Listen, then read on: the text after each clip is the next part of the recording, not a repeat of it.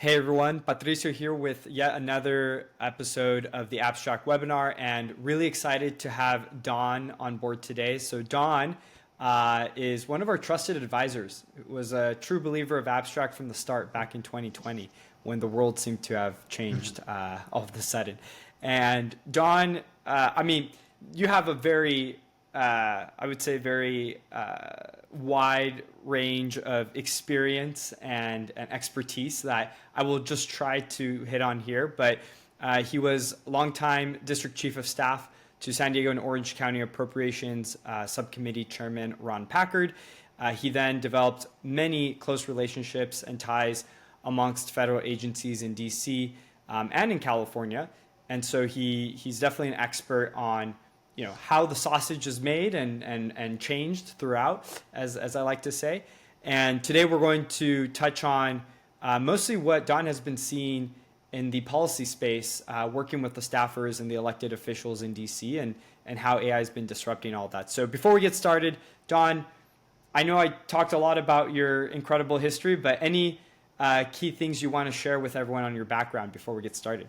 Oh, sure. Well, I'm proud to say I'm about almost a third of a century doing Capitol Hill, what I like to say on and off Capitol Hill, but I've also lived and breathed and worked on both coasts. So I have a distinctly Golden State perspective on things.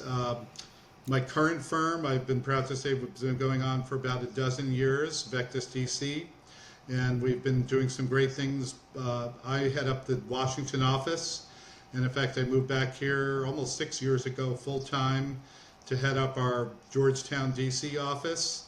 We're based in Los Angeles, and we like to say we can be very much the eyes and ears with the California delegation, as well as congressional committees. You mentioned my work in Congress as well. I spent nearly a decade as a high-level staffer with a very productive workhorse in Congress. Congressman Packard was somebody who genuinely loved to legislate. He was a former mayor going to Washington, and we did a lot of everything from, I call it roads and commodes, to potholes, to major things with Camp Pendleton. So I've been proud to say I've loved my career. I don't do campaigns. We've really focused on the policy wonkery. So you won't hear as much, rank political punditry from me as much as maybe some good insights as to what's going on Capitol Hill. So. Yeah, no. And with that, I think, Don, you're one of the few people I would say I know that I'm honestly objectively out there that really understands the process of the actual policy making, as I call the sausage making, right? And you've seen a ton of work in this space across various agencies and different staffers. So I think the biggest question I have is, what has been the impact of AI on this process? I guess maybe if you can start high level in terms of what you've been seeing over the last 3 years, Gen AI specifically, ChatGPT being one of the more famous models out there. How has this impacted the work in creating policy and the staffers involved? Well, it's been pretty dramatic and kind of sudden, but let me go back even a little bit. Yeah. One of my, I won't say it's a gripe, but it's an observation I have now that 20 years ago, 15 or 20 years ago, most Capitol Hill staffs were full of mostly legislative people, folks with policy backgrounds. They were maybe even specifically educated with undergraduate or graduate degrees, and whether it's space policy, education policy, environmental, whatever.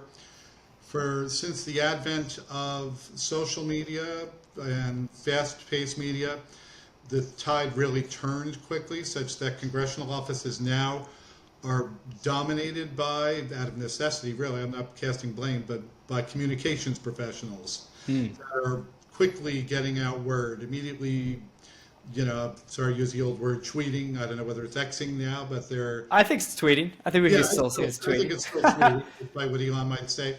But, definitely the immediate hit and everything else has, I think, been at a cost that the staff is just really not as interested in and driven toward writing good legislation. Now, the other factor there is built in. We've had, and I don't know whether it's a chicken and egg, we've had a big growth in partisanship, political partisanship, my tribe versus yours, over Right. really the last decade or so. Maybe it's the Fox News versus MSNBC, and we're never going to cross over. And the biggest sin in Washington is to probably cross the aisle and work with another member. But for that reason, we see very few major pieces of legislation written, marked up, and enacted using what I would say the schoolhouse rock method of, introducing a hearing idea, introducing a bill, properly writing it. So I know that's a long answer, but what I'm Yeah. getting to is we're really now, with the advent of AI, getting to the point where everything seems so instantaneous. My biggest concern moving forward is that there's going to be a lot of hastily written legislation with not as much deliberation and thought upon its impacts or, far-reaching nature on the constituents that the members serve. So. Yeah, and I guess like what are some concrete examples that you've seen around this in terms of some of these staffs? Is it quite literally that there are less people focused on the legislative policy side within these staffs, so you have less people actually writing legislation? Or have you seen them starting to use more of these tools like ChatGPT to inform them on these issues? What are you seeing concretely in the shift amongst these congressional staffs? Um, I haven't seen a direct impact of AI yet on the work of the congressional staffers. I think they're being very careful at this Right. point, especially as their bosses are active in developing, whether it's the regulatory safeguards and risk management of it all. I was just astonished about a year and a half ago when Congressman Ted Lieu, who was one of the great deep thinkers, and he happens to be our Oh congressman yeah. from, west side of LA, and our firm has a great relationship with him. He's a brilliant guy. He stunned Congress by writing the first bill using GPT, including the press release, and that we were all kidding internally. We said, "Oh, there goes the congressional staff. There's no more need for them, and they're going to be their jobs will be obsolete." But like everything else, it was just a show of how the technology is catching up. And I think Ted was very, prescient, if that's the right word, saying, "Gosh, we need to do something and get something together." And ironically, he's the perfect person. He's the co-chair now of the Congressional AI Task Force, which is thankfully bipartisan. He's the Democrat, along with Jay Obernolte, who's Republican. Darrell Issa, who I consider a personal friend from San Diego way back, is one of the other very active members. And they all have a technology background and I think a extra understanding and brilliance in that area. So, Yeah. uh, I think Congress is just right in the middle of dealing with it, Pat. And we were chatting earlier about very timely here the Supreme Court decision, Chevron versus the NRDC, and you were saying, hey, I think there's potential implications here regarding AI and how this is going to shift the way that these regulatory agencies operate. So I was curious if you could just touch on that because I think it's very relevant to this discussion. Oh, it definitely is, and I think it's going to spur even that much more of an impact and the need for a solution on the usage of AI. What the Chevron deference, which is what it's called, is going to do is impact. It's going to mean that writing airtight and more detailed legislation on Capitol Hill is going to become a necessity to avoid an onslaught of lawsuits, because what the Chevron decision said last Friday was taking enormous power out of the regulatory state, meaning federal agencies, to develop policies using their own expertise and ideas, and making them eminently challengeable through a judge or through a court, who would then look back to the congressional intent. So what we've heard, even just a week into this, in fact, it's barely a week, it was just last Friday, that there's going to be that much more of a call for subject matter expertise. Now, whether that's filled with lobbyists, government relations consultants like myself or my colleagues, as in my colleagues across the board, trade associations that have special expertise in certain areas, could be, unions, chambers of commerce, whatever will try to fill the void. But for members of Congress, I think it's going to maybe pull them out of this communications only mode with their staff and have maybe at least one or two members that are able to take a pen to paper and write very airtight statutory, you know, statutorily referenceable, items that they'll send eventually through Congress to become public law, because otherwise they can get more quickly struck down than ever.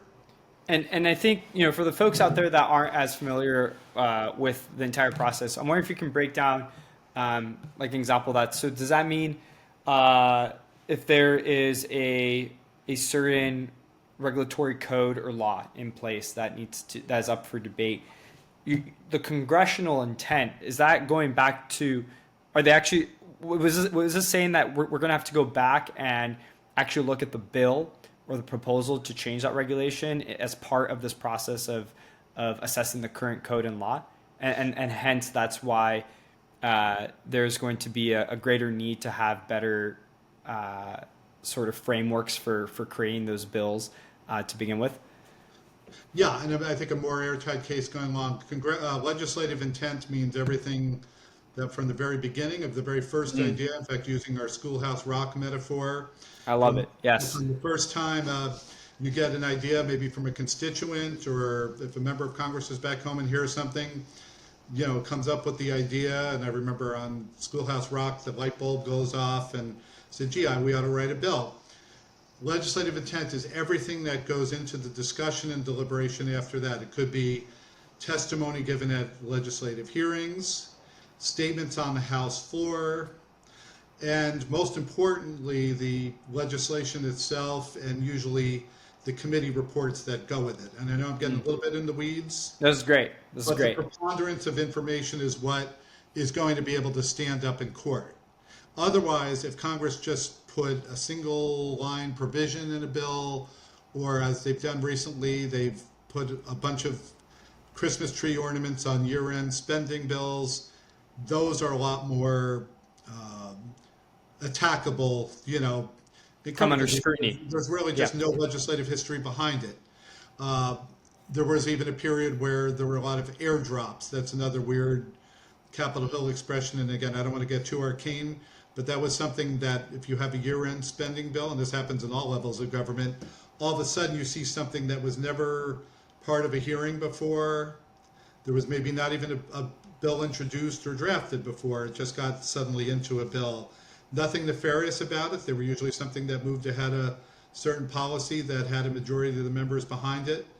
But I can again see the reason behind the Chevron deference now, that if you are a regulated person or company or organization, you should be able to challenge that, saying, gee, hastily made, and the government bureaucracy did not come out with a set of regulations that properly reflect the intent of Congress. Right. And I would say my last question around all this is, what are your thoughts on beyond implementing AI tools to get us more sort of policy expertise in these rooms where the policy is being made? Do you think there should be changes in incentives for staffers to work, higher wages for these junior analysts? What do you think? What do you think about this? How do we get more expertise? How do we get better legislating? That is a big question, but it's my last question. Well, it is a big question, and I don't know whether it's salary driven, because most people don't come to Capitol Hill to make money. Usually it's to lay a background for a future career, or if they have a certain passion. For example, if you really want to save the environment, a great thing to do is to come to Washington after college and work for either an interest group or a member of Congress that is involved in that. I would say, in order for Congress to more properly do its job, there's going to have to be probably more of an increase in higher credentialed staffers, those that do have the subject matter expertise. I'm not one to say that a master's degree in something or a PhD is something that necessarily checks that box. Sometimes it's just years of doing a certain thing. For example, I call myself a water buffalo sometime. I'm not an engineer. I've not ever built wastewater plants or anything like that. However, most of my career, including my time in Congress, I've been working either with clients, municipalities, and water districts in getting water recycling plants and things like that done. I feel like, well, I'm not an engineer, but I would be somebody that could contribute to a well-written bill in the water area. as opposed to somebody who maybe has, gosh, they could have a law degree from Harvard, but if they've never dealt with something in that area, they might Right. not have the instincts to be able to write a bill that would pass muster going all the way down to the local level where the faucets get turned on. Yeah. No, that makes total sense. And I think AI is definitely going to be core to this, especially because most of the advancements in AI we've seen are supplementing and even replacing analyst work in other industries. The main question is where are those, how are those models being trained, where are their inherent possible biases, what are the groups of people the model is representing, again, based off the data it's being trained on. And that is a total different discussion that we can save for another one. So this is super, yeah, this is super great, Don. Really appreciate this. And if people want to learn more about you or Vectis and the firm, wondering what's the best places, the website, where should people find information? Sure, vectisdc.com is our website, and or email me directly, don@vectisdc.com.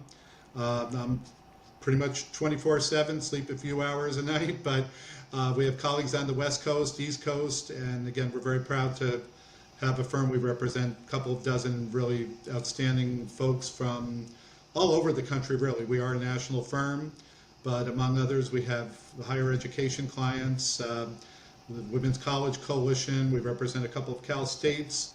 We're proud to be the Rose Bowl's Washington representative, meaning the Rose Bowl Stadium on Yeah. homeland security issues.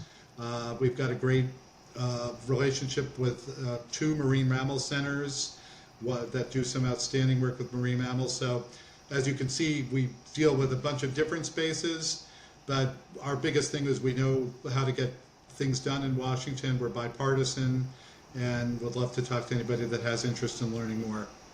Amazing. Thank you again, Don. Thank you, Pat. Thanks for Take having care. me on. All right.